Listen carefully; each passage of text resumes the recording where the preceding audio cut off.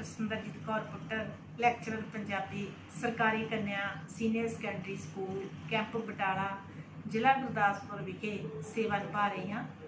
मेरे वालों सारे छोटे ते वड्डियां नूं प्यार ते सत्कार भरपूर सत श्री अकाल। प्यारे बच्चों, अज मैं तुहाडे नाल 12वीं जमात लाजमी पंजाबी विचली कहानी घर चा अपने साझी करन जा रही हाँ।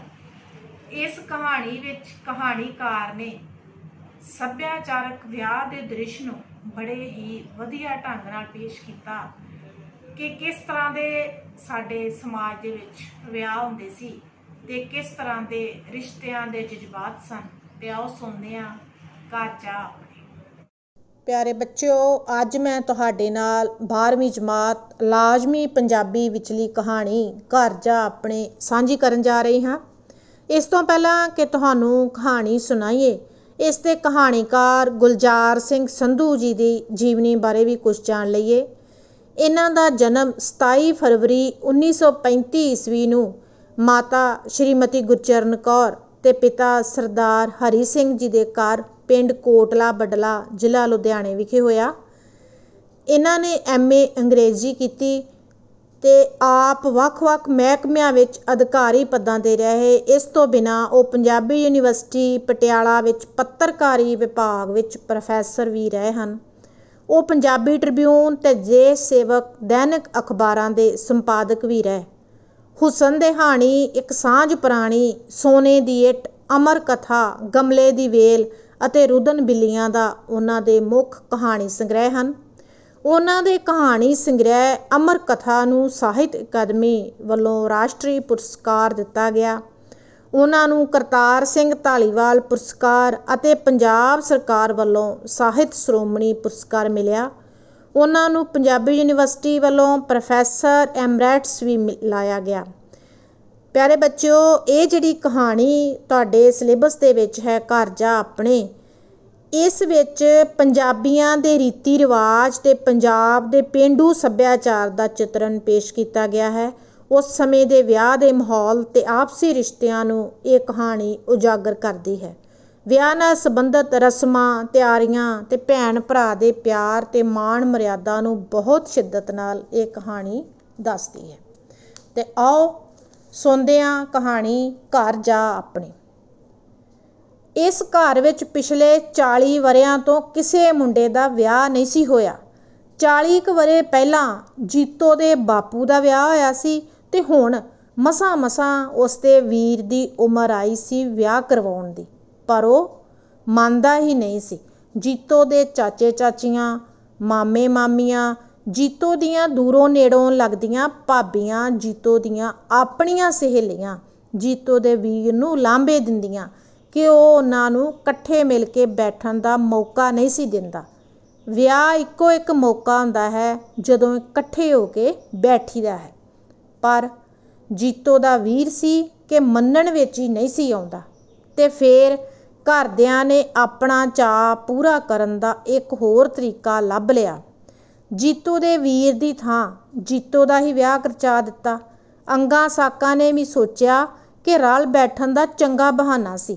ਵੱਡੀ ਗੱਲ ਇਹ ਕਿ ਸਭ ਦੇ ਸਿਰ ਦਾ ਭਾਰ ਹੌਲਾ ਹੁੰਦਾ ਸੀ। ਕਿਸੇ ਦੀ ਜੀਤੋ ਭਾਂਜੀ ਸੀ, ਕਿਸੇ ਦੀ ਭਤੀਜੀ ਸੀ, ਕਿਸੇ ਦੀ ਜੀਤੋ ਨਨਾਣ ਸੀ, ਕਿਸੇ ਦੀ ਜੀਤੋ ਪੋਤਰੀ ਤੇ ਕਿਸੇ ਦੀ ਦੋਤਰੀ ਸੀ। ਇੱਕ ਜੀਤੋ ਨੂੰ ਵਿਆਹਿਆ ਸਭ ਦਾ ਪੁੰਨ ਹੁੰਦਾ ਸੀ ਤੇ ਸਾਰਿਆਂ ਦੇ ਸਿਰ ਦਾ ਬੋਝ ਹੌਲਾ ਹੁੰਦਾ ਸੀ। ਤੇ ਨਾਲੇ ਜੀਤੋ ਦੇ ਵੀਰ ਦਾ ਕੀ ਪਤਾ ਸੀ ਕਦੋਂ ਮੰਨਦਾ। ਕੁੜੀਆਂ ਨੂੰ ਕੋਈ ਘਰ ਥੋੜ੍ਹੀ ਬਿਠਾਈ ਰੱਖਦਾ ਹੈ। 17ਵਾਂ ਸਾਲ ਜੀਤੋ ਨੂੰ ਲੱਗ ਗਿਆ ਸੀ, ਕੋਈ ਨਿਆਣੀ ਥੋੜ੍ਹੀ ਸੀ। ਸਾਰੇ ਅੰਗ ਸਾਕ ਤੇ ਰਿਸ਼ਤੇਦਾਰ ਇਹੋ ਕਹਿੰਦੇ। ਜੀਤੋ ਲਈ ਮੁੰਡਾ ਲੱਭ ਲਿਆ ਗਿਆ ਤੇ ਘਰ ਵਿੱਚ ਜੀਤੋ ਦਾ ਵਿਆਹ ਕਰਨ ਦੀਆਂ ਸਲਾਹਾਂ ਹੋਣ ਲੱਗ ਪਈਆਂ। ਕਰਦਿਆਂ ਕਰਾਉਂਦਿਆਂ ਵਿਆਹ ਵੀ ਸਿਰ ਤੇ ਆ ਗਿਆ। ਵਿਆਹ ਦੇ ਘਮਸਾਨ ਵਿੱਚ ਜੀਤੋ ਦੇ ਵੀਰ ਦੀ ਮੱਤ ਮਾਰੀ ਗਈ। ਇੱਕ ਕੰਮ ਮੁੱਕਦਾ ਸੀ ਤੇ ਦੂਜਾ ਉਸ ਲਈ ਤਿਆਰ ਹੁੰਦਾ ਸੀ। ਜੀਤੋ ਦੇ ਮਾਪਿਆਂ ਦੀ ਘਰ ਦੇ ਕੰਮਾਂ ਵਿੱਚ ਹੀ ਮੱਤ ਮਾਰੀ ਗਈ ਸੀ। ਬਾਹਰ ਦਾ ਸਾਰਾ ਕੰਮ ਜੀਤੋ ਦੇ ਵੀਰ ਨੇ ਹੀ ਕਰਨਾ ਸੀ। ਬਰਾਤ ਢੁੱਕਣ ਵਿੱਚ ਕੇਵਲ ਇੱਕ ਦਿਨ ਰਹਿ ਗਿਆ। ਘਰ ਵਿੱਚ ਭੱਜ ਦੌੜ ਹੋਰ ਵੀ ਤੇਜ਼ ਹੋ ਗਈ। ਆਨੰਦ ਕਾਰਜ ਉੱਤੇ ਆਉਣ ਵਾਲੇ ਰਾਗੀਆਂ ਨੇ ਵੀ ਹਾਲੀ ਪੱਕੀ ਤਰ੍ਹਾਂ ਹਾਂ ਨਹੀਂ ਸੀ ਕੀਤੀ। ਖਾਣੇ ਤੋਂ ਪਿੱਛੋਂ ਬਰਾਤੀਆਂ ਨੂੰ ਫਲ ਦੇਣੇ ਵੀ ਜ਼ਰੂਰੀ ਸਨ ਤੇ ਖਰੀਦਣ ਦਾ ਹਾਲੀ ਕਿਸੇ ਨੂੰ ਚਿੱਤ ਚੇਤਾ ਨਹੀਂ ਸੀ। ਨਾਲ ਦੇ ਪਿੰਡਾਂ ਵਿੱਚੋਂ ਖਾਣਾ ਖਵਾਉਣ ਲਈ ਮੇਜ਼ ਕੁਰਸੀਆਂ ਵੀ ਇਕੱਠੀਆਂ ਕਰਨੀਆਂ ਸਨ। ਧਾਤ ਦੇ ਬਰਤਨਾਂ ਵਿੱਚ ਅੱਜ ਕੱਲ੍ਹ ਕੋਈ ਨਹੀਂ ਸੀ ਖਵਾਉਂਦਾ ਤੇ ਪਿਰਚ ਪਿਆਲੀਆਂ ਆਦਿ ਸਮਾਨ ਵੱਡੇ ਸ਼ਹਿਰ ਤੋਂ ਨੇੜੇ ਕਿਧਰੇ ਮਿਲਦਾ ਹੀ ਨਹੀਂ ਸੀ। ਹੁਣੇ ਹੁਣੇ ਡਾਕੀਆ ਚਿੱਠੀ ਫੜਾ ਗਿਆ ਸੀ। ਮੁੰਡੇ ਵਾਲਿਆਂ ਨੇ ਲਿਖਿਆ ਸੀ ਕਿ ਉਹ ਬਿਸਤਰੇ ਨਹੀਂ ਲਿਆ ਰਹੇ। ਪਿੰਡ ਵਿੱਚੋਂ ਬਿਸਤਰੇ ਇਕੱਠੇ ਕਰਨਾ ਹੋਰ ਵੀ ਔਖਾ ਸੀ। ਵਿਆਹ ਵਾਲੇ ਘਰ ਆਈ ਚੀਜ਼ ਦਾ ਮੇਲੀ ਤੇ ਬਰਾਤੀ ਛੱਡਦੇ ਹੀ ਕੀ ਨੇ, ਇੱਕ ਦਿਨ ਵਿੱਚ ਹੀ ਸੁਆਹ ਵਰਗੀ ਕਰ ਦਿੰਦੇ ਹਨ। ਜੁੱਤੀਆਂ ਸਾਰਖੀਆਂ ਉਹ ਬਿਸਤਰਿਆਂ ਦੀਆਂ ਚਾਦਰਾਂ ਨਾਲ ਪੂੰਝਦੇ ਹਨ। ਇਸ ਲਈ ਮੰਗਣ 'ਤੇ ਵੀ ਕਿਹੜੀ ਕੋਈ ਚੀਜ਼ ਸੌਖੀ ਮਿਲ ਜਾਣੀ ਸੀ। ਮੁੱਠੀ ਕੁ ਸ਼ਾਨ ਪਿੰਡ ਸੀ ਉਹਨਾਂ ਦਾ, ਉਸ ਵਿੱਚੋਂ ਦਾ ਭਲਾ ਲੱਭਣਾ ਹੀ ਕੀ ਸੀ। ਸ਼ਾਮ ਨੂੰ ਨਾਨਕੀ ਸ਼ੱਕ ਲੈ ਕੇ ਨਾਨਕੇ ਆ ਗਏ। ਆਪਣੇ ਆਪਣੇ ਤਿਆਰ ਕੀਤੇ ਕੱਪੜੇ ਤੇ ਲੈ ਕੇ ਜੀਤੋ ਦੀ ਭੂਆ ਆ ਗਈਆਂ। ਬਣਦਾ ਸਰਦਾ ਕੰਨਿਆਦਾਨ ਲੈ ਕੇ ਸਾਰੇ ਅੰਗ ਸਾਕ ਜੀਤੋ ਦੇ ਪਿੰਡ ਪਹੁੰਚ ਗਏ। ਉਸ ਪਿੰਡ ਜਿੱਥੇ ਹੁਣ ਤੱਕ ਜੀਤੋ ਨੇ ਸਹੇਲ ਹੰਢਾਏ ਸਨ, ਜਿੱਥੇ ਜੀਤੋ ਗੁੱਡੀਆਂ ਪਟੋਲਿਆਂ ਨਾਲ ਖੇਡੀ ਸੀ, ਜਿੱਥੇ ਹੁਣ ਤੱਕ ਜੀਤੋ ਨੇ ਤਰੰਜਣਾ ਵਿੱਚ ਬਹਿ ਕੇ ਕੱਤਿਆ ਸੀ, ਜਿੱਥੇ ਜੀਤੋ ਨੇ ਤੀਆਂ ਦੀਆਂ ਪੀਂਘਾਂ ਝੂਟੀਆਂ ਸਨ ਤੇ ਜਿੱਥੇ ਜੀਤੋ ਦੇ ਕੱਖਾਂ ਸਾਰਖਿਆਂ ਨਾਲ ਜੀਤੋ ਦਾ ਮੋਹ ਪੈ ਗਿਆ ਸੀ। ਇਹ ਸਭ ਕੁਝ ਬਾਰੇ ਸੋਚ ਕੇ ਜੀਤੋ ਉਦਾਸ ਹੋ ਗਈ। ਦੂਜੇ ਦਿਨ ਸਵੇਰੇ 3 ਵਜੇ ਜੀਤੋ ਨੂੰ ਉਠਾ ਲਿਆ ਗਿਆ। ਉਸ ਨੂੰ ਫੇਰਿਆਂ ਵਾਲਾ ਲਾਲ ਸੂਟ ਪਹਿਨਾਇਆ ਗਿਆ। ਲਾਲ ਪਰਾਂਦਾ ਉਸ ਦੀ ਗੁੱਤ ਵਿੱਚ ਗੁੰਦਿਆ ਗਿਆ। ਕੁਝ ਸਹੁਰਿਆਂ ਵੱਲੋਂ ਆਏ, ਕੁਝ ਨਾਨਕਿਆਂ ਤੋਂ ਆਏ, ਕਈ ਪ੍ਰਕਾਰ ਦੇ ਗਹਿਣਿਆਂ ਨਾਲ ਉਸ ਨੂੰ ਸ਼ਿੰਗਾਰ ਦਿੱਤਾ ਗਿਆ। ਜੀਤੋ ਨੂੰ ਇਹ ਸਭ ਕੁਝ ਵੇਖ ਕੇ ਰੋਣ ਆ ਗਿਆ ਕਿ ਸਾਰੇ ਦੇ ਸਾਰੇ ਅੰਗ ਸਾਕ ਤੇ ਸਖੀਆਂ ਸਹੇਲੀਆਂ ਉਸ ਨੂੰ ਉਸ ਦੀ ਜਨਮ ਭੌਂ ਵਿੱਚੋਂ ਕੱਢਣ ਦੀਆਂ ਤਿਆਰੀਆਂ ਕਰ ਰਹੀਆਂ ਸਨ। ਕਿਵੇਂ ਕੋਈ ਵੀ ਉਸ ਦਾ ਸਾਥ ਨਹੀਂ ਸੀ ਦੇ ਰਿਹਾ। ਰੋਂਦੀ ਕਰਲਾਉਂਦੀ ਜੀਤੋ ਨੂੰ ਚੁੱਪ ਕਰਵਾ ਕੇ ਆਨੰਦਾਂ ਵਾਸਤੇ ਬਿਠਾ ਦਿੱਤਾ ਗਿਆ। ਹੁਣ ਉਸ ਨੂੰ ਪਰਨਾ ਕੇ ਲੈ ਜਾਣ ਵਾਲਾ ਉਸ ਦੇ ਬਰਾਬਰ ਬੈਠਾ ਸੀ। ਉਹ ਇਸ ਵੇਲੇ ਕੁਝ ਸੋਚ ਰਹੀ ਸੀ, ਸ਼ਾਇਦ ਕੁਝ ਵੀ ਨਹੀਂ ਸੀ ਸੋਚ ਰਹੀ। ਆਨੰਦ ਕਾਰਜ ਕਰਵਾਉਣ ਵਾਲਾ ਭਾਈ ਉਸ ਨੂੰ ਸਿੱਖਿਆ ਦੇ ਰਿਹਾ ਸੀ ਕਿ ਹੁਣ ਜੀਤੋ ਨੇ ਆਪਣੇ ਮਾਪੇ ਛੱਡ ਕੇ ਆਪਣੇ ਸਹੁਰੇ ਘਰ ਚਲੇ ਜਾਣਾ ਸੀ। ਉੱਥੇ ਉਸ ਲਈ ਉਸ ਦਾ ਪਤੀ ਹੀ ਪਰਮੇਸ਼ਰ ਸੀ। ਉਸ ਨੂੰ ਹਰ ਕੰਮ ਵਿੱਚ ਉਸ ਦੀ ਸਲਾਹ ਲੈਣੀ ਚਾਹੀਦੀ ਸੀ। ਉਸ ਨੂੰ ਪੁੱਛੇ ਬਿਨਾਂ ਆਪਣੀ ਮਰਜ਼ੀ ਨਾਲ ਕੋਈ ਕੰਮ ਨਹੀਂ ਸੀ ਕਰਨਾ। ਪਤੀ ਪਰਮੇਸ਼ਰ ਨੂੰ ਖੁਸ਼ ਰੱਖਣਾ ਸੀ ਤੇ ਅਜਿਹਾ ਕਰਨ ਲਈ ਉਸ ਨੂੰ ਨਿਮਣ ਖਿਵਣ ਆਦਿ ਗੁਣਾ ਪੈਦਾ ਕਰਨ ਲਈ ਪ੍ਰੇਰਿਆ ਜਾ ਰਿਹਾ ਸੀ। ਨਿਮਣ ਸੋ ਅੱਖਰ ਖਵਣ ਗੁਣ, ਜੇਬਾ ਮਣੀਆਂ ਮੰਤ, ਇਹ ਤ੍ਰੈ ਭੈਣੇ ਵੇਸ ਕਰ ਤਾਂ ਵਾਸ ਆਵੀ ਕੰਤ। ਇਹ ਤੁਕਾਂ ਭਾਈ ਜੀ ਨੇ ਕੁਝ ਇਸ ਪ੍ਰਕਾਰ ਦੇ ਵੈਰਾਗ ਵਿੱਚ ਕਹੀਆਂ ਕਿ ਗ੍ਰੰਥ ਸਾਹਿਬ ਦੇ ਹਜ਼ੂਰੀ ਵਿੱਚ ਬੈਠੀਆਂ ਸਾਰੀਆਂ ਕੁਆਰੀਆਂ ਕੁੜੀਆਂ ਉਦਾਸ ਜਿਹੀਆਂ ਹੋ ਗਈਆਂ। ਉਹਨਾਂ ਨੂੰ ਆਪਣਾ ਆਉਣ ਵਾਲਾ ਉਹ ਸਮਾਂ ਚੇਤੇ ਆ ਗਿਆ ਜਦ ਉਹਨਾਂ ਨੇ ਮਾਪਿਆਂ ਦੀ ਜਾਣੀ ਪਛਾਣੀ ਧਰਤੀ ਨੂੰ ਛੱਡ ਕੇ ਅਣਜਾਣ ਭੌਂ ਵਿੱਚ ਕਿਸੇ ਅਣਜਾਣ ਬੰਦੇ ਨਾਲ ਜਾ ਵਸਣਾ ਸੀ। ਉਸ ਬੰਦੇ ਨਾਲ ਜਿਸ ਨੂੰ ਉਹਨਾਂ ਨੇ ਕਦੀ ਨਹੀਂ ਸੀ ਵੇਖਿਆ, ਜਿਹੜਾ ਪਤਾ ਨਹੀਂ ਕਿਹੋ ਜਿਹੇ ਸੁਭਾਅ ਦਾ ਸੀ। ਉਹ ਸਭ ਉਦਾਸ ਸਨ। ਉਹਨਾਂ ਦੇ ਮਾਪੇ ਉਦਾਸ ਸਨ ਤੇ ਉਹਨਾਂ ਦੇ ਭੈਣ ਭਰਾ ਉਦਾਸ ਸਨ। ਜੀਤੋ ਦੇ ਇਹ ਸਮਾਂ ਬਿਲਕੁਲ ਸਿਰ ਉੱਤੇ ਆ ਗਿਆ ਸੀ। ਉਸਨੇ ਤਾਂ ਉਸੇ ਦੁਪਹਿਰ ਨੂੰ ਤੁਰ ਜਾਣਾ ਸੀ, ਆਪਣੀ ਅੰਮੜੀ ਦੇ ਵਿਹੜੇ ਤੇ ਤਰੰਜਨ ਦੀਆਂ ਸਹੇਲੀਆਂ ਤੋਂ ਦੂਰ। ਸੰਗਤ ਵਿੱਚ ਛਾਈ ਉਦਾਸੀ ਹੋਰ ਵੀ ਤੀਬਰ ਹੋ ਗਈ ਜਦ ਇੱਕ ਹਾਰਮੋਨੀਅਮ ਵਾਲੇ ਗਵੱਈਏ ਨੇ ਫਿਲਮੀ ਗੀਤ ਦੀ ਤਰਜ਼ ਉੱਤੇ ਗਾ ਕੇ ਸਹੁਰੇ ਜਾਣ ਵਾਲੀ ਕੁੜੀ ਦੇ ਆਉਣ ਵਾਲੇ ਸਮੇਂ ਦਾ ਚਿੱਤਰ ਦਰਦਮਈ ਸ਼ਬਦਾਂ ਵਿੱਚ ਖਿੱਚਣਾ ਸ਼ੁਰੂ ਕਰ ਦਿੱਤਾ। ਹਾਰਮੋਨੀਅਮ ਦੀ ਉਦਾਸ ਤੇ ਵੈਰਾਗੀ ਸੁਰ ਦੇ ਨਾਲ ਉਸਨੇ ਵੈਣ ਜੇ ਪਾ ਕੇ ਗਾਇਆ ਕਿ ਕਿਸ ਤਰ੍ਹਾਂ ਨਵੀਂ ਥਾਂ ਜਾ ਕੇ ਵਿਆਹੁਲੀ ਜੀਤੋ ਨੇ ਆਪਣੇ ਮਾਪਿਆਂ ਤੇ ਮਾਂ ਪਿਓ ਜਾਇਆਂ ਨੂੰ ਤਾਂਘਣਾ ਸੀ ਤੇ ਕਿਸ ਤਰ੍ਹਾਂ ਜਦ ਉਹਨਾਂ ਨੇ ਨਹੀਂ ਸੀ ਬੌੜਨਾ ਤੇ ਉਸ ਵਿਚਾਰੀ ਨੇ ਵਿਅਰਥ ਹੀ ਬਨੇਰੇ ਤੋਂ ਕਾਂ ਉਡਾਉਂਦੀ ਰਹਿਣਾ ਸੀ। ਕਾਵਾਂ ਰਾਹੀਂ ਵੀਰਾਂ ਨੂੰ ਮਿਲਣ ਵਾਸਤੇ ਜੀਤੋ ਨੇ ਸੁਨੇਹੇ ਘੱਲਣੇ ਸਨ। ਰਾਗੀ ਦੀ ਵੈਰਾਗੀ ਤੇ ਭੜਕਾਈ ਆਵਾਜ਼ ਨੇ ਸਾਰੀ ਦੀ ਸਾਰੀ ਸਾਜੀ ਨਵਾਜੀ ਸਾਧ ਸੰਗਤ ਦੀਆਂ ਅੱਖਾਂ ਵਿੱਚ ਹੰਝੂ ਲੈ ਆਂਦੇ। ਨਜ਼ਦੀਕੀਆਂ ਦੇ ਨੈਣਾਂ ਵਿੱਚ ਜਰਾ ਵਧੇਰੇ ਤੇ ਬਾਕੀਆਂ ਦੇ ਨੈਣਾਂ ਵਿੱਚ ਘੱਟ। ਜੀਤੋ ਦਾ ਵੀਰ ਵੀ ਇਹ ਸਭ ਕੁਝ ਨੂੰ ਸੁਣ ਰਿਹਾ ਸੀ। ਉਸ ਦਾ ਮਨ ਵੀ ਉਦਾਸ ਹੋ ਗਿਆ ਸੀ।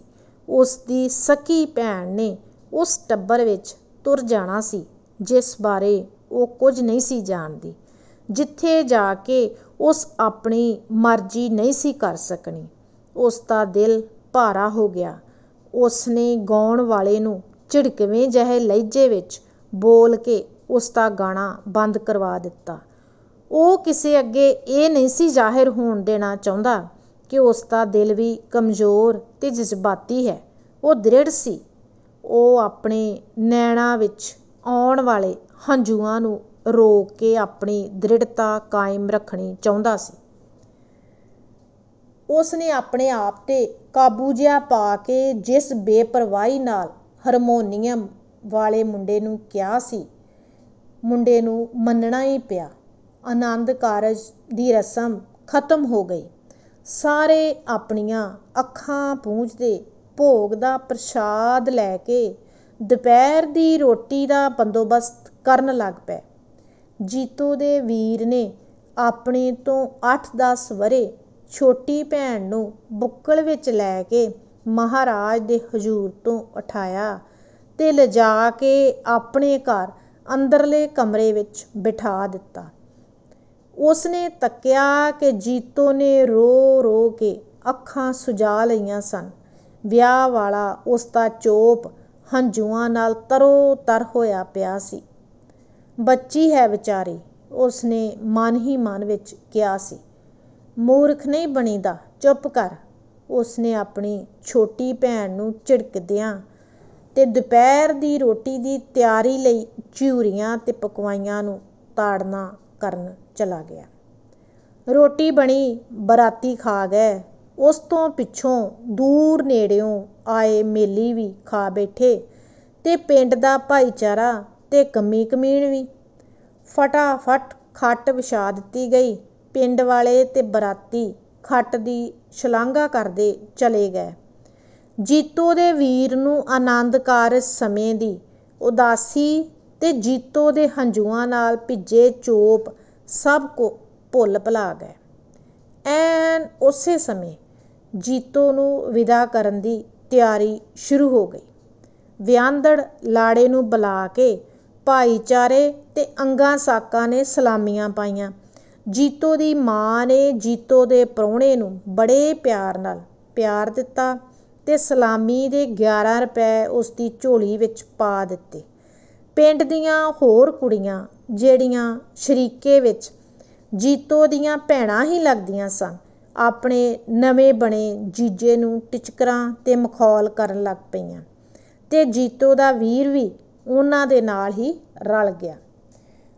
ਜੀਤੋ ਦੀ ਇੱਕ ਬਹੁਤ ਗੂੜੀ ਸਹੇਲੀ ਜਿਹੜੇ ਗੁਆਂਢੀ ਪਿੰਡ ਤੋਂ ਚੱਲ ਕੇ ਆਈ ਸੀ ਤੇ ਜਿਹੜੀ 5ਵੀਂ ਜਮਾਤ ਵਿੱਚ ਜੀਤੋ ਦੀ ਜਮਾਤਣ ਰਹੀ ਸੀ, ਜੀਤੋ ਦੇ ਵੀਰ ਕੋਲ ਆ ਕੇ ਰੋਣ ਲੱਗ ਪਈ।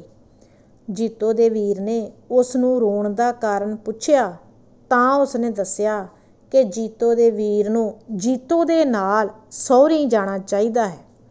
ਜੀਤੋ ਦੇ ਵੀਰ ਨੇ ਜੀਤੋ ਦੇ ਹਾਣ ਦੀ ਇਸ ਕੁੜੀ ਨੂੰ ਉਸੇ ਤਰ੍ਹਾਂ ਝਿੜਕ ਕੇ ਭੇਜ ਦਿੱਤਾ ਜਿਸ ਤਰ੍ਹਾਂ ਕਿ ਉਹ ਜੀਤੋ ਨੂੰ ਭੇਜ ਦਿਆ ਕਰਦਾ ਸੀ।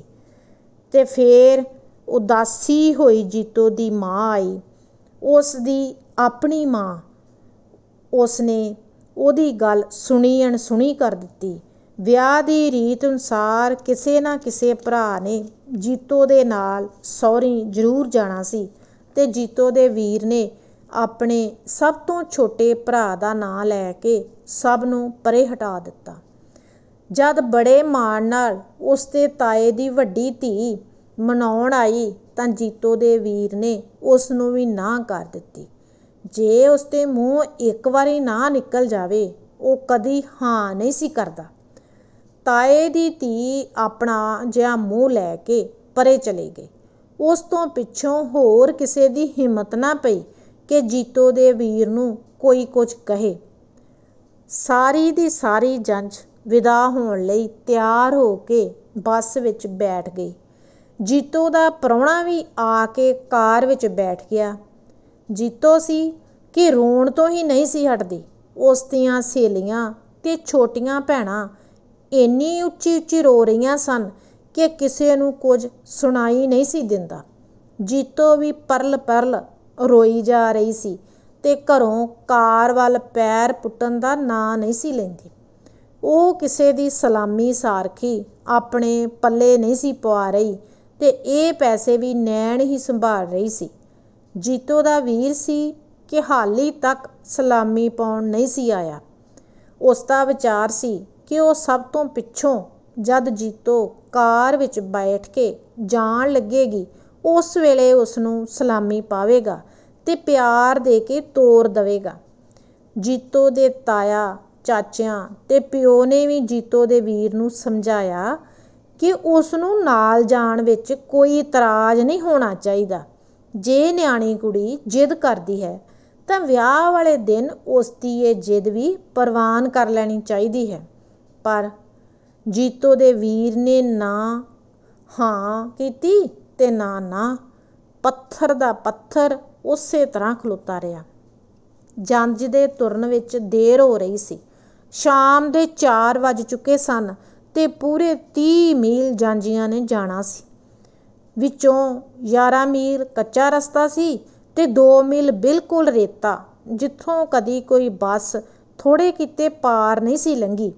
ਜੀਤੋ ਕਾਰ ਵੱਲ ਪੈਰ ਪੁੱਟਣ ਵਿੱਚ ਨਹੀਂ ਸੀ ਆਉਂਦੀ। ਜੀਤੋ ਦੇ ਵੀਰ ਨੇ ਘੜੀ ਵੱਲ ਤੱਕਿਆ ਤਾਂ 5:30 ਹੋ ਚੁੱਕੇ ਸਨ। ਉਸ ਨੂੰ ਕੁੜੀਆਂ ਦੀ ਮੱਤ ਉੱਤੇ ਗੁੱਸਾ ਜਿਹਾ ਆਇਆ ਤੇ ਫਟਾਫਟ ਘਰ ਜਾ ਕੇ ਰੋਂਦੀ ਕਰਲਾਉਂਦੀ ਸਾਲੂ ਵਿੱਚ ਲਪੇਟੀ ਜੀਤੋ ਨੂੰ ਆਪਣੇ ਕਲਾਵੇ ਵਿੱਚ ਚੁੱਕ ਲਿਆਇਆ ਤੇ ਲਿਆ ਕੇ ਕਾਰ ਵਿੱਚ ਬਿਠਾ ਦਿੱਤਾ। ਜੀਤੋ ਦੇ ਵੱਡੇ ਤਾਏ ਤੇ ਛੋਟੇ ਚਾਚੇ ਨੇ ਬੜੇ ਪਿਆਰ ਨਾਲ ਜੀਤੋ ਨੂੰ ਦਿਲਾਸਾ ਦਿੱਤਾ ਤੇ ਸਲਾਮੀ ਪਾ ਕੇ ਪਰੇ ਹਟ ਗਏ। ਆਪਣੇ ਵੀਰ ਦੇ ਲੱਕ ਦੁਆਲੇ ਲਿਪਟੀ ਜੀਤੋ ਨੇ ਜਦ ਆਪਣੀਆਂ ਬਾਹਾਂ ਦੀ ਕੱਸ ਢਿੱਲੀ ਕੀਤੀ ਤਾਂ ਜੀਤੋ ਦਾ ਵੀਰ ਵੀ ਆਪਣੀ ਨਿੱਕੀ ਜਿਹੀ ਭੈਣ ਨੂੰ ਸਲਾਮੀ ਪਾਉਣ ਲਈ ਆਪਣਾ ਬਟੂਆ ਫਰੋਲਣ ਲੱਗ ਪਿਆ। ਜੀਤੋ ਅਤੇ ਉਸ ਦੀਆਂ ਸਹੇਲੀਆਂ ਦੇ ਰੋ ਰੋ ਕੇ ਲਾਲ ਹੋਏ ਮੂੰਹ ਵੇਖ ਕੇ ਉਸ ਦਾ ਮਨ ਭਾਰੀ ਜਿਹਾ ਹੋ ਗਿਆ ਤੇ ਫਿਰ ਉਸ ਨੂੰ ਆਪਣਾ ਚੇਤਾ ਆ ਗਿਆ ਕਿ ਕਿਸ ਤਰ੍ਹਾਂ ਵਿਆਹ ਲਈ ਤਿਆਰ ਹੁੰਦਾ ਉਹ ਵਿਆਹ ਤੋਂ ਡਰ ਜਾਂਦਾ ਸੀ। ਉਹ ਉਸ ਕੁੜੀ ਨੂੰ ਕਿਸ ਤਰ੍ਹਾਂ ਅਪਣਾ ਸਕਦਾ ਸੀ ਜਿਸ ਨੂੰ ਉਹ ਨੇੜਿਓਂ ਨਹੀਂ ਸੀ ਜਾਣਦਾ। ਕਿਸੇ ਅਣਜਾਣ ਬੰਦੇ ਨੂੰ ਅਪਣਾ ਸਕਣਾ ਕਿੰਨਾ ਔਖਾ ਸੀ। ਹਾਲਾਂਕਿ ਉਸ ਦੀ ਵਹੁਟੀ ਨੇ ਤਾਂ ਉਸ ਦੇ ਘਰ ਆ ਕੇ ਭਾਰਤੀ ਮਰਿਆਦਾ ਅਨੁਸਾਰ ਉਸ ਦੀ ਦਾਸੀ ਬਣ ਕੇ ਰਹਿਣਾ ਸੀ। ਹੁਣ ਉਸ ਦੀ ਛੋਟੀ ਭੈਣ ਉਸ ਤੋਂ 8-10 ਵਰ੍ਹੇ ਛੋਟੀ ਭੈਣ ਕਿਸੇ ਅਣਜਾਣ ਮੁੰਡੇ ਕੋਲ ਜਾ ਰਹੀ ਸੀ। ਉਸ ਦਾ ਕਹਿਣਾ ਮੰਨਣ ਲਈ ਤਿਆਰ ਹੋ ਕੇ ਉਸ ਦੀ ਦਾਸੀ ਬਣਨ ਲਈ ਜੀਤੋ ਦੇ ਵੀਰ ਨੂੰ ਭਾਈ ਤੇ ਗਵਈਏ ਦੇ ਵੈਰਾਗ ਵਿੱਚ ਪੜ੍ਹੇ ਗਏ ਸ਼ਲੋਕ ਤੇ ਗੀਤ ਚੇਤੇ ਆ ਗਏ ਤੇ ਫਿਰ ਉਸ ਨੂੰ ਇਹ ਗੱਲ ਵੀ ਚੇਤੇ ਆਈ ਕਿ ਕਿਸ ਤਰ੍ਹਾਂ ਉਸਨੇ ਆਪਣੀ ਭੈਣ ਨੂੰ ਕਦੀ ਕਿਸੇ ਗੱਲੋਂ ਤੰਗ ਨਹੀਂ ਸੀ ਰੱਖਿਆ। ਉਦੋਂ ਵੀ ਤੰਗ ਨਹੀਂ ਸੀ ਰੱਖਿਆ ਜਦੋਂ ਨੀਲੋ ਖੇੜੀ ਉਸ ਦੇ ਕੋਲ ਆ ਕੇ 4 ਮਹੀਨੇ ਰਹੀ ਸੀ ਤੇ ਜਦੋਂ ਜੀਤੋ ਨੇ 4 ਮਹੀਨੇ ਆਪਣੇ ਹੱਥੀਂ ਪਕਾ ਚਾਈਂ ਉਸ ਨੂੰ ਰੋਟੀਆਂ ਖਵਾਈਆਂ ਸਨ ਤੇ ਜਦੋਂ ਉਹ ਮਾਪਿਆਂ ਤੋਂ ਦੂਰ ਬੈਠਾ ਵੀ ਜੀਤੋ ਕਾਰਨ ਮਾਪਿਆਂ ਦਾ ਉਹ ਦਰੇਵਾਂ ਨਹੀਂ ਸੀ ਕਰਦਾ। ਹੁਣ ਜੀਤੋ ਦੂਰ ਜਾ ਰਹੀ ਸੀ ਜਿੱਥੇ ਉਸ ਨੂੰ ਸ਼ਾਇਦ ਛੇਤੀ ਮਿਲ ਨਹੀਂ ਸੀ ਜਾ ਸਕਣਾ ਤੇ ਸ਼ਾਇਦ ਚਿੱਠੀ ਵੀ ਨਹੀਂ ਸੀ ਲਿਖ ਸਕਣੀ, ਜਿੱਥੇ ਜੀਤੋ ਦੀ ਕੋਈ ਸਹੇਲੀ ਨਹੀਂ ਸੀ, ਜਿੱਥੇ ਉਸਨੇ ਕੋਈ ਗੱਲ ਆਪਣੀ ਮਨਮਰਜ਼ੀ ਨਾਲ ਥੋੜ੍ਹੇ ਕੀਤੇ ਨਹੀਂ ਸੀ ਕਰ ਸਕਣੀ। ਛਿਣ ਭਰ ਵਿੱਚ ਹੀ ਇਹ ਸਾਰੇ ਦੇ ਸਾਰੇ ਵਿਚਾਰ ਉਸ ਦੇ ਦਿਲ ਵਿੱਚ ਆਏ ਤੇ ਉਹ ਉਦਾਸ ਹੋ ਗਿਆ। ਉਦਾਸ ਜਿਹੇ ਮਨ ਨਾਲ ਉਸਨੇ ਆਪਣੇ ਬਟੂਏ ਵਿੱਚੋਂ ਸਾਰੇ ਦੇ ਸਾਰੇ ਪੈਸੇ ਬਿਨਾਂ ਕਿਸੇ ਗਿਣਤੀ ਕਾਰਨ ਕੱਢੇ ਤੇ ਜੀਤੋ ਦੇ ਹੱਥ ਉੱਤੇ ਧਰ ਦਿੱਤੇ। ਜੀਤੋ ਨੂੰ ਪਤਾ ਨਹੀਂ ਕੀ ਹੋਇਆ। ਚੰਗੀ ਭਲੀ ਚੁੱਪ ਹੋਈ ਜੀਤੋ ਇੱਕਦਮ ਫਿੱਸ ਪਈ ਤੇ ਉਸਨੇ ਆਪਣੀ ਹਥੇਲੀ ਉੱਤੇ ਖਿਲਰੇ ਰੁਪਏ ਕਾਰ ਦੇ ਬਾਹਰ ਸੁੱਟ ਦਿੱਤੇ ਤੇ ਆਪਣੇ ਵੀਰ ਨੂੰ ਜੱਫੀ ਪਾ ਕੇ ਰੋਣ ਲੱਗ ਪਈ। ਜੀਤੋ ਦੇ ਵੀਰ ਨੂੰ ਗੱਚ ਆ ਗਿਆ। ਡਰਾਈਵਰ ਨੇ ਉਸਨੇ ਕਾਰ ਸਟਾਰਟ ਕਰਨ ਦਾ ਇਸ਼ਾਰਾ ਕੀਤਾ ਤੇ ਭਾਰੇ ਜਿਹੇ ਮਨ ਨਾਲ ਆਪਣੇ ਛੋਟੇ ਭਰਾ ਨੂੰ ਜੀਤੋ ਕੋਲੋਂ ਉਠਾ ਕੇ ਆਪਣੇ ਬਾਪੂ ਨੂੰ ਫੜਾ ਦਿੱਤਾ ਅਤੇ ਆਪ ਜੀਤੋ ਦੇ ਨਾਲ ਵਾਲੀ ਸੀਟ ਉੱਤੇ ਬੈਠ ਗਿਆ।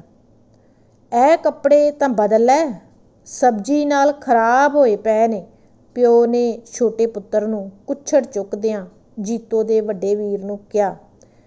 ਚੁੱਪ ਕਰ ਹੁਣ, ਨਹੀਂ ਤਾਂ ਮਾਰੂੰਗਾ ਮੈਂ। ਆਪਣੇ ਬਾਪ ਦੇ ਬੋਲਾਂ ਨੂੰ ਅਣਸੁਣੇ ਕਰਕੇ ਉਸਨੇ ਜੀਤੋ ਨੂੰ ਕਿਹਾ ਤੇ ਉਹਨਾਂ ਹੀ ਕੱਪੜਿਆਂ ਨਾਲ ਜੀਤੋ ਦੇ ਨਾਲ ਤੁਰ ਗਿਆ। ਪਿਆਰੇ ਬੱਚਿਓ, ਕਹਾਣੀ ਘਰ ਜਾ ਆਪਣੇ ਤੁਹਾਨੂੰ ਸੁਣਾਈ ਗਈ। ਇਸ ਕਹਾਣੀ ਦੇ ਵਿੱਚ ਪੁਰਾਣੇ ਸੱਭਿਆਚਾਰ, ਪੁਰਾਣੇ ਰਿਵਾਜ ਜੋ ਸਾਡੇ ਸਮਾਜ ਵਿੱਚ ਸਨ, ਉਹਨਾਂ ਨੂੰ ਚਿਤਰਿਆ ਗਿਆ। ਦੂਸਰਾ, ਇਸ ਕਹਾਣੀ ਦੇ ਵਿੱਚ ਔਰਤ ਦੀ ਸਥਿਤੀ ਜੋ ਸੀ ਉਸ ਵੇਲੇ ਜਾਗੀਰਦਾਰੀ ਸਮਾਜ ਦੇ ਵਿੱਚ, ਉਸ ਨੂੰ ਬਿਆਨ ਕੀਤਾ ਗਿਆ ਕਿ ਕਿਵੇਂ ਇੱਕ ਲੜਕੀ ਨੂੰ, ਜਿਸ ਦੀ ਕਿ ਅਜੇ ਵਿਆਹੁਣਯੋਗ ਉਮਰ ਵੀ ਨਹੀਂ, ਸਿਰਫ ਇਸ ਲਈ ਵਿਆਹ ਦਿੱਤਾ ਜਾਂਦਾ ਕਿ ਘਰ ਵਿੱਚ ਬੜੀ ਦੇਰ ਹੋ ਗਈ ਆ, ਕੋਈ ਵਿਆਹ ਨਹੀਂ ਸੀ ਹੋਇਆ, ਜਾਂ ਉਸ ਦਾ ਵੱਡਾ ਭਰਾ ਵਿਆਹ ਲਈ ਨਹੀਂ ਸੀ ਮੰਨਦਾ, ਇਸ ਕਰਕੇ ਜੀਤੋ ਦਾ ਹੀ ਵਿਆਹ ਕਰ ਦਿੱਤਾ ਗਿਆ। ਉਹਨਾਂ ਨੇ ਉਸ ਲੜਕੀ ਦੀਆਂ ਖਾਹਿਸ਼ਾਂ ਜਾਂ ਉਸ ਲੜਕੀ ਦੇ ਮਨ ਵਿੱਚ ਕੀ ਆ, ਜਾਂ ਉਹ ਅਜੇ ਵਿਆਹ ਕਰਾਉਣਾ ਚਾਹੁੰਦੀ ਆ ਜਾਂ ਨਹੀਂ, ਕਿਸੇ ਨੂੰ ਜਾਣੇ ਬਗੈਰ ਉਸ ਲਈ ਲੜਕਾ ਲੱਭ ਕੇ ਤੇ ਉਸ ਨੂੰ ਵਿਆਹ ਦਿੱਤਾ ਜਾਂਦਾ। ਉਸ ਵੇਲੇ ਲੜਕੀ ਨੂੰ ਆਪਣੇ ਸਿਰ ਦੇ ਉੱਤੇ ਬੋਝ ਸਮਝਿਆ ਜਾਂਦਾ ਸੀ ਕਿ ਇਹ ਸਾਡੇ ਸਿਰ 'ਤੇ ਬੋਝ ਵਾ, ਨਾਨਕਿਆਂ ਲਈ ਵੀ, ਦਾਦਕਿਆਂ ਲਈ ਵੀ, ਸਾਰਿਆਂ ਲਈ। ਤੇ ਜੇਕਰ ਇਸ ਬੋਝ ਨੂੰ ਲਾ ਦਿੱਤਾ ਜਾਵੇਗਾ ਤੇ ਜੀਤੋ ਦੇ ਭਰਾ ਦੇ ਵਿਆਹ ਨਾਲੋਂ ਵੀ ਇਹ ਵਧੀਆ ਕਾਰਜ ਹੋਵੇਗਾ। ਇਹ ਸਾਰਿਆਂ ਦੀ ਸੋਚ ਹੈ। ਉਸ ਵੇਲੇ ਲੜਕੀ ਨੂੰ ਕਿਸ ਤਰ੍ਹਾਂ ਬਿਨਾਂ ਕੁਝ ਸੋਚੇ ਸਮਝੇ ਤੋਰਨ ਦੀ ਤਿਆਰੀ ਕੀਤੀ ਜਾਂਦੀ ਆ।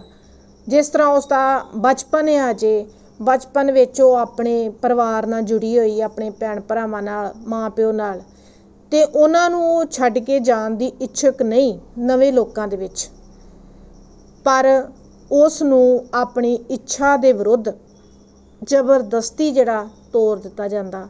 ਇਹ ਜਿਹੜੀਆਂ ਗੱਲਾਂ ਵਾ ਇਸ ਕਹਾਣੀ ਦੇ ਵਿੱਚ ਦੱਸੀਆਂ ਗਈਆਂ। ਬੱਚਿਓ, ਤੁਸੀਂ ਇਹਨਾਂ ਗੱਲਾਂ ਨੂੰ, ਇਸ ਸੋਚ ਨੂੰ ਹੁਣ ਦੇ ਸਮਾਜ ਦੇ ਨਾਲ ਮੁਕਾਬਲਾ ਕਰਕੇ ਦੇਖਣਾ ਕਿ ਹੁਣ ਔਰਤ ਕਿੰਨੀ ਤਰੱਕੀ ਕਰ ਚੁੱਕੀ ਹੈ। ਔਰਤ ਹਰ ਖੇਤਰ ਦੇ ਵਿੱਚ ਅੱਗੇ ਪਹੁੰਚ ਚੁੱਕੀ ਹੈ।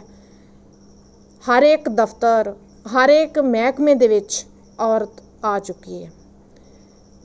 ਤੇ ਅਜਿਹੀਆਂ ਜਿਹੜੀਆਂ ਗੱਲਾਂ ਅਜੇ ਵੀ ਕਈ ਥਾਵਾਂ 'ਤੇ ਸਮਾਜ ਦੇ ਵਿੱਚ ਔਰਤ ਨੂੰ ਸਾਹਮਣਾ ਕਰਨਾ ਪੈਂਦਾ। ਇਹ ਸਾਰੀਆਂ ਗੱਲਾਂ ਤੁਸੀਂ ਆਪਣੇ ਧਿਆਨ ਵਿੱਚ ਲਿਆ ਕੇ ਆਪਣੇ ਘਰਦਿਆਂ ਨੂੰ ਪੁੱਛੋ ਕਿ ਇਹ ਗੱਲਾਂ ਠੀਕ ਆ ਜਾਂ ਹੁਣ ਦੀ ਸੋਚ ਜਿਹੜੀ ਔਰਤ ਦੀ ਉਹ ਠੀਕ ਆ, ਤੇ ਉਹਨਾਂ ਦਾ ਪ੍ਰਤੀਕਰਮ ਇਸ ਦੇ ਬਾਰੇ ਵਿੱਚ ਕੀ ਆ। ਤੇ ਫਿਰ ਤੁਸੀਂ ਆਪਣੇ ਸੋਚ ਦੇ ਮੁਤਾਬਕ ਤੁਸੀਂ ਲਿਖੋ ਕਿ ਕਿਸ ਤਰ੍ਹਾਂ ਦਾ ਮਾਹੌਲ ਹੋਣਾ ਚਾਹੀਦਾ, ਕਿਸ ਤਰ੍ਹਾਂ ਦੀ ਔਰਤ ਦੀ ਸਥਿਤੀ ਹੋਣੀ ਚਾਹੀਦੀ ਸਮਾਜ ਵਿੱਚ। ਤਰੱਕੀ ਕਰਨ ਵਾਸਤੇ ਔਰਤ ਦਾ ਬਰਾਬਰ ਦਾ ਹੱਕ ਹੋਣਾ ਚਾਹੀਦਾ ਤੇ ਉਸ ਨੂੰ ਆਪਣੀ ਵਿਆਹੁਤਾ ਜ਼ਿੰਦਗੀ ਦੇ ਬਾਰੇ ਵਿੱਚ ਵੀ ਕੁਝ ਸੋਚਣ ਦਾ, ਸਮਝਣ ਦਾ ਤੇ ਫੈਸਲਾ ਕਰਨ ਦਾ ਹੱਕ ਹੋਣਾ ਚਾਹੀਦਾ ਕਿ ਨਹੀਂ ਹੋਣਾ ਚਾਹੀਦਾ। ਇਹਨਾਂ ਗੱਲਾਂ ਦੇ ਬਾਰੇ ਵਿੱਚ ਤੁਸੀਂ ਸੋਚ ਵਿਚਾਰ ਕਰਕੇ ਕੁਝ ਵਿਚਾਰ ਜਿਹੜੇ ਜ਼ਰੂਰ ਲਿਖਿਓ ਕਿ ਤੁਹਾਨੂੰ ਇਸ ਕਹਾਣੀ ਦੇ ਵਿੱਚੋਂ ਕਿਹੜੀ ਗੱਲ ਚੰਗੀ ਲੱਗੀ ਆ ਤੇ ਕਿਹੜੀਆਂ ਗੱਲਾਂ ਜਿਹੜੀਆਂ ਵਾ ਉਹ ਨਿੰਦਣਯੋਗ ਲੱਗੀਆਂ। ਜਾਣੀ ਕਿ ਜਿਹੜੀਆਂ ਸਾਡੇ ਸਮਾਜ ਦੇ ਵਿੱਚ ਘਾਟ ਸੀ ਉਹ ਕਿਹੜੀਆਂ ਗੱਲਾਂ ਤੁਹਾਨੂੰ ਲੱਗੀਆਂ। ਉਹਨਾਂ ਨੂੰ ਜ਼ਰੂਰ ਆਪਣੀਆਂ ਕਾਪੀਆਂ 'ਤੇ ਆਪਣੀ ਸੋਚ ਮੁਤਾਬਕ ਲਿਖਣਾ। ਅਤੇ ਹੁਣ ਅਸੀਂ ਇਸ ਦੇ ਜਿਹੜੇ ਪਿੱਛੇ ਪ੍ਰਸ਼ਨ ਆਏ ਆ ਅਭਿਆਸ ਦੇ ਵਿੱਚ, ਜਿਹੜੇ ਕਿ ਤੁਹਾਡੇ ਪੇਪਰ ਵਿੱਚ ਆ ਸਕਦੇ ਆ, ਉਹ ਵੀ ਸਾਂਝੇ ਕਰਾਂਗੇ। ਪਹਿਲਾ ਪ੍ਰਸ਼ਨ ਵੇਖੋ, ਘਰ ਜਾਂ ਆਪਣੇ ਕਹਾਣੀ ਦੇ ਆਧਾਰ 'ਤੇ ਦੱਸੋ ਕਿ ਵਿਆਹ ਇਕੱਠੇ ਮਿਲ ਕੇ ਬੈਠਣ ਦਾ ਇੱਕੋ ਇੱਕ ਮੌਕਾ ਹੁੰਦਾ ਹੈ। ਇਹ ਸਹੀ ਹੈ ਜਾਂ ਗਲਤ? ਅਤੇ ਤੁਹਾਡਾ ਉੱਤਰ ਕੀ ਹੋਵੇਗਾ ਇਸ ਕਹਾਣੀ ਦੇ ਮੁਤਾਬਕ? ਬਿਲਕੁਲ ਠੀਕ ਹੈ। ਜੀਤੋ ਦੇ ਵੀਰ ਦੀ ਵਿਆਹ ਦੇ ਘਮਸਾਨ ਵਿੱਚ ਮੱਤ ਮਾਰੀ ਗਈ ਸੀ, ਕਿਉਂਕਿ ਇੱਕ ਕੰਮ ਮੁੱਕਦਾ ਸੀ ਅਤੇ ਦੂਜਾ ਉਸ ਲਈ ਤਿਆਰ ਹੁੰਦਾ ਸੀ। ਦੂਜਾ ਕੀ ਆ? ਉਸ ਦੀ ਮਦਦ ਕਰਨ ਵਾਲਾ ਘਰ ਵਿੱਚ ਹੋਰ ਕੋਈ ਨਹੀਂ ਸੀ। ਇਹਨਾਂ ਵਿੱਚੋਂ ਕਿਹੜਾ ਠੀਕ ਹੈ? ਪਹਿਲਾ ਠੀਕ ਹੈ, ਇੱਕ ਕੰਮ ਮੁੱਕਦਾ ਸੀ ਅਤੇ ਦੂਜਾ ਉਸ ਲਈ ਤਿਆਰ ਹੁੰਦਾ ਸੀ। ਘਰਦਿਆਂ ਨੇ ਆਪਣਾ ਚਾਅ ਪੂਰਾ ਕਰਨ ਲਈ ਕਿਹੜਾ ਤਰੀਕਾ ਲੱਭ ਲਿਆ? ਕਿਹੜਾ ਤਰੀਕਾ ਲੱਭ ਲਿਆ ਸੀ? ਉਹਨਾਂ ਨੇ ਜੀਤੋ ਦੇ ਭਰਾ ਦੇ ਵਿਆਹ ਕਰਨ ਦੀ ਥਾਂ 'ਤੇ ਜੀਤੋ ਦਾ ਹੀ ਵਿਆਹ ਕਰਨ ਦਾ ਤਰੀਕਾ ਲੱਭ ਲਿਆ, ਘਰ ਵਿੱਚ ਖੁਸ਼ੀ ਲਿਆਉਣ ਦੇ ਵਾਸਤੇ। ਨਾਲੇ ਜਿਹੜਾ ਘਰਦਿਆਂ ਦਾ ਜਿਹੜਾ ਬੋਝ ਸੀਗਾ, ਜੀਤੋ ਨੂੰ ਸਮਝਿਆ ਜਾਂਦਾ ਸੀ, ਉਹ ਵੀ ਬੋਝ ਲੱਥ ਜਾਵੇਗਾ। ਇਹ ਸੋਚ ਕੇ ਉਹਨਾਂ ਨੇ ਜੀਤੋ ਦਾ ਹੀ ਵਿਆਹ ਕਰਨ ਦਾ ਤਰੀਕਾ ਲੱਭ ਲਿਆ। ਅਗਲਾ ਪ੍ਰਸ਼ਨ ਵੇਖੋ ਕਿ ਆਨੰਦ ਕਾਰਜ ਕਰਾਉਣ ਵਾਲਾ ਭਾਈ ਜੀਤੋ ਨੂੰ ਕੀ ਸਿੱਖਿਆ ਦੇ ਰਿਹਾ ਸੀ? ਆਨੰਦ ਕਾਰਜ ਕਰਾਉਣ ਵਾਲਾ ਭਾਈ ਜੀਤੋ ਨੂੰ ਇਹ ਸਿੱਖਿਆ ਦੇ ਰਿਹਾ ਸੀ ਕਿ ਉਸ ਨੂੰ ਆਪਣੇ ਪਤੀ ਦੇ ਘਰ ਜਾ ਕੇ ਉਸ ਨੂੰ ਪਰਮੇਸ਼ਰ ਦੀ ਤਰ੍ਹਾਂ ਸਮਝਣਾ ਚਾਹੀਦਾ, ਕਿ ਉਹਦੇ ਮੁਤਾਬਕ ਆਪਣੀ ਜ਼ਿੰਦਗੀ ਨੂੰ ਢਾਲਣਾ ਉਸ ਦੀ ਜ਼ਿੰਮੇਵਾਰੀ ਹੋਵੇਗੀ। ਇਹ ਜਿਹੀ ਸਿੱਖਿਆ ਆਨੰਦ ਕਾਰਜ ਕਰਾਉਣ ਵਾਲਾ ਭਾਈ ਜੀਤੋ ਨੂੰ ਦੇ ਰਿਹਾ ਸੀ। ਜੀਤੋ ਦੀ ਗੂੜੀ ਸਹੇਲੀ ਨੇ ਜੀਤੋ ਦੇ ਵੀਰ ਨੂੰ ਰੋਕ ਕੇ ਕੀ ਕਿਹਾ? ਉਸਨੇ ਜੀਤੋ ਦੇ ਵੀਰ ਨੂੰ ਰੋਕ ਕੇ ਕਿਹਾ ਕਿ ਜਿਸ ਭਰਾ ਨੇ ਨਾਲ ਜਾਣਾ ਹੈ ਉਹ ਜੀਤੋ ਦਾ ਵੀਰ ਹੀ ਚਲਾ ਜਾਵੇ, ਕਿਉਂਕਿ ਜੀਤੋ ਦੀ ਵੀ ਇਹੋ ਹੀ ਇੱਛਾ ਹੈ ਕਿ ਉਸ ਦਾ ਇਹੋ ਵੀਰ ਉਸ ਦੇ ਨਾਲ ਸਹੁਰੇ ਜਾਵੇ। ਜੀਤੋ ਦੇ ਵੀਰ ਨੂੰ ਗੱਚ ਕਿਸ ਗੱਲ ਕਰਕੇ ਆ ਗਿਆ? ਉਸ ਨੂੰ ਇਸ ਗੱਲ ਕਰਕੇ ਗੱਚ ਆ ਗਿਆ ਕਿ ਉਸ ਦੀ ਨਿੱਕੀ ਜਿਹੀ ਭੈਣ ਛੋਟੀ ਜਿਹੀ ਉਮਰੇ ਬੇਗਾਨੇ ਲੋਕਾਂ ਦੇ ਵਿੱਚ, ਨਵੇਂ ਮਾਹੌਲ ਦੇ ਵਿੱਚ ਜਾ ਰਹੀ ਆ, ਅਤੇ ਜਿਨ੍ਹਾਂ ਨੂੰ ਉਹ ਬਿਲਕੁਲ ਜਾਣਦੀ ਨਹੀਂ, ਜਿੱਥੇ ਕਿ ਮੈਂ ਛੇਤੀ ਜਾਂ ਮੇਰੇ ਪਰਿਵਾਰ ਦੇ ਮੈਂਬਰਾਂ ਨੇ ਛੇਤੀ ਜਾ ਨਹੀਂ ਸਕਣਾ, ਇਸ ਨੇ ਸਾਨੂੰ ਛੇਤੀ ਮਿਲਣ ਆ ਨਹੀਂ ਸਕਣਾ। ਅਜਿਹੀਆਂ ਗੱਲਾਂ ਸੋਚ ਕੇ ਜੀਤੋ ਦੇ ਵੀਰ ਦਾ ਗੱਚ ਭਾਰ ਆਇਆ। ਅਗਲਾ ਵੇਖੋ ਪ੍ਰਸ਼ਨ ਆ ਕਿ ਜੀਤੋ ਦੇ ਵੀਰ ਦਾ ਸੁਭਾਅ ਕਿਹੋ ਜਿਹਾ ਸੀ? ਉਹਦੇ ਬਾਰੇ ਕੁਝ ਸਤਰਾਂ ਲਿਖੋ। ਸਭ ਤੋਂ ਪਹਿਲਾਂ ਕਿ ਉਹ ਬਹੁਤ ਹੀ ਪਿਆਰ ਕਰਨ ਵਾਲਾ ਵੀਰ ਆ, ਉਹ ਆਪਣੀ ਭੈਣ ਨੂੰ ਬਹੁਤ ਪਿਆਰ ਕਰਦਾ ਵਾ। ਫਿਰ ਜਦੋਂ ਕਿਤੇ ਉਹ ਇਕੱਲਾ ਵੀ ਕਿਤੇ ਜਾਂਦਾ ਸੀ, ਰਹਿੰਦਾ ਸੀ, ਅਤੇ ਉਸ ਦੀ ਭੈਣ ਜਿਹੜੀ ਉਸ ਦੇ ਵਾਸਤੇ ਰੋਟੀ ਤਿਆਰ ਕਰਦੀ ਸੀ। ਇਹ ਜਿਹੀਆਂ ਪਿਆਰ ਭਰਪੂਰ ਗੱਲਾਂ ਉਹਨੂੰ ਚੇਤੇ ਆਉਂਦੀਆਂ। ਫਿਰ ਉਹ ਇੱਕ ਜ਼ਿੰਮੇਵਾਰ ਇਨਸਾਨ ਵਾ ਕਿ ਉਹ ਹਰ ਤਰ੍ਹਾਂ ਦੀ ਵਿਆਹ ਦੀ ਤਿਆਰੀ ਆਪਣੇ ਹਿਸਾਬ ਨਾਲ ਕਰ ਰਿਹਾ ਵਾ। ਉਹ ਇੱਕ ਭਾਵੁਕ ਵੀ ਆ। ਜਦੋਂ ਜੀਤੋ ਤੁਰਨ ਲੱਗਦੀ ਆ ਤਾਂ ਉਸ ਦੀਆਂ ਗੱਲਾਂ ਚਿੱਤੇ ਕਰਕੇ ਉਸ ਦੇ ਇਕੱਲੇਪਣ ਨੇ ਕਿਸ ਤਰ੍ਹਾਂ ਜਾ ਕੇ ਨਵੇਂ ਮਾਹੌਲ ਵਿੱਚ ਆਪਣੇ ਆਪ ਨੂੰ ਰੱਖਣਾ ਵਾ, ਇਹ ਸਭ ਕੁਝ ਚੇਤੇ ਕਰਕੇ ਉਸ ਦਾ ਗੱਚ ਭਾਰ ਆਉਂਦਾ, ਬੜਾ ਭਾਵੁਕ ਵੀ ਹੈ।